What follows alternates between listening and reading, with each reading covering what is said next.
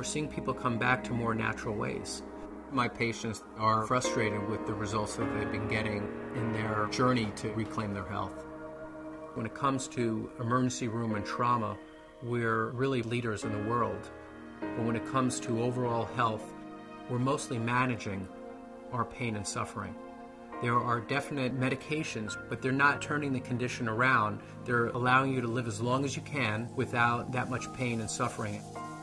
So people are forced to look for other ways to manage their health concerns. They're asking the question, is it possible for me to turn the clock back and go to the point in my life where I wasn't sick? Could be 5 years ago or 10 years ago, at that point where their bodies hadn't broken down yet. Well, the science world, not the medical world, is really pointing towards looking very deep in the body at the cellular level. And when you look at that level, you start to see that if the person is ever going to change their health, they have to address helping the smallest unit of their body get healthy again. Normal cells perform many functions essential to maintaining good health. They must be able to take in nutrition and eliminate waste or toxins. Normal cells must defend themselves from intruders like unfriendly bacteria, fungi, viruses, and free radicals, and repair the damage done by them. In addition, cells must work together as a team, communicating with other cells to achieve optimal organ and immune system function. Research has already proven our cells need certain essential nutrients, 26 different vitamins, 72 or more trace minerals, numerous fatty acids, and amino acids. Since our bodies don't produce these, we must get them from our diet. Recently, scientists have discovered that there are at least 8 sugars, called monosaccharides, that our cells also need for optimal function.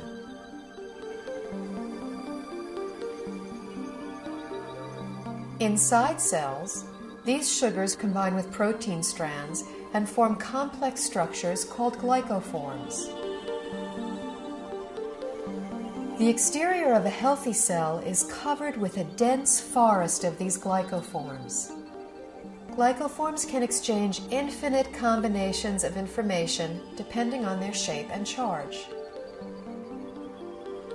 Glycoforms are present on the surface of all cells and actually prevent viruses, bacteria, and other enemy cells from entering a healthy cell by blocking the entrance to the cell's surface. Glycoforms can hold on to an enemy cell until an immune system cell can arrive to destroy it. Healthy immune system cells can also accurately identify normal cells and not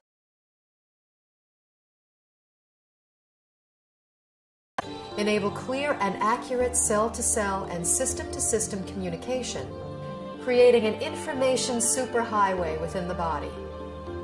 Glycoforms play a vital role in every human physiological process: immune system response, tissue regeneration, cell replication, growth, and structural stability. They are even responsible for the attraction of sperm cells to an egg cell surface to foster fertilization. When a cell does not receive the nutrition it needs, it cannot produce energy, and it really loses its function. Healthy cells don't function optimally without glyconutrients. That's all there is to it. We now know how important these 8 sugars are to human health. The problem is, only 2, glucose and galactose, are readily available in our modern diets. A fraction of these other 6 sugars can be gotten through diet, but modern agricultural methods, food processing, widespread use of toxic pesticides and chemical fertilizers have all but eliminated them from our food supply. It's only really been since a little before World War II that what we now call conventional methods, that's fertilizer and pesticides, even came into being. What was conventional farming for thousands of years, we're calling alternative farming and organic farming, and what we're calling conventional is actually a new experiment. The connection of healthy soil to healthy plants and to healthy people cannot be underestimated. Most farmers don't use organic fertilizer because of the economics. The government farm programs reward the use of conventional fertilizers. And then also many farmers grow for big agribusiness companies. When you're dealing in mega farms, the ideal crop is to pick the entire crop one day, get the pickers out of the field, get the money out, plow it down and put another crop in. That's like the perfect scenario. Crops are selected for uniform maturity and the ability to harvest quicker than they should. And that makes a huge difference in the protein content and the nutrient content. Optimally, you want the fruits and vegetables to stay on the vine or on the tree or on the plant for as long as possible, because in those last few days before ripening is when the essential sugars are brought to the fruit or vegetable. Everything that is not picked at its peak, everything that is shipped any length of time begins to lose its nutritional value. The nutrients actually start to oxidize. And once a vegetable turns a little brown or it's rusting, then it's going to cause free radical damage in your body. In addition, if something comes from a very long distance, it can have bacteria on it that your body is unfamiliar with. Generally speaking, the organic produce is much healthier, has a higher nutrient rate than the commercially grown vegetable. This whole thing of organic versus conventional, there's so few people that eat organic. 95% of the fruits and vegetables that are grown are conventional, which means that only a few people are eating organic foods. What I have my patients do is eat as many fruits and vegetables as you can, wash them, and assume that you're getting about a third of their phytonutrient value. I compared nutritional content of food from 1982 with what statistics are for 1999. I was amazed at the nutrient decline in many fruits and vegetables. Overall, it was an average 25% decline in nutrition across the board. That is staggering. It's shocking. If we are losing 25% of our nutritional content in 20 years, what are we going to have in 20 years from now and 20 years down the road? Pretty soon we're going to be eating water and a little fiber, and that's going to be it. The body, to an extent, can make glyconutrients. That's the job of the liver. However, that is an emergency mechanism, and we're making our own glyconutrients. It's basically a state of starvation. If you don't have enough of the right type of sugars, you have faulty processing. With the faulty processing, things can go wrong. Without vital sugars and a variety of other micronutrients, cells cannot create glycoforms. The result is a breakdown in cellular communication and immune system response. Depleted cells are unable to defend themselves effectively, so cell structures can be damaged and are not effective in healing and regenerating. In this weakened state, cells cannot communicate effectively, compromising the body's ability to identify problems. They are also unable to destroy pathogens such as viruses, bacteria, and fungi, and cannot identify mutated cells so the immune system can eliminate them. For example, when a person suffers from an autoimmune disorder, their compromised immune system may respond inappropriately and treat altered normal cells as intruders and destroy them. It may allow mutated cells to proliferate, or the immune system may not respond at all, leaving the body extremely vulnerable to many types of infectious agents.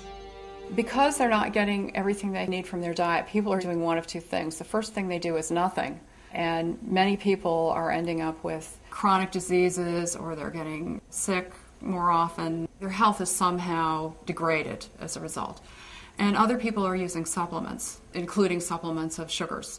We need to eat the right foods to make the right structures to have optimal health.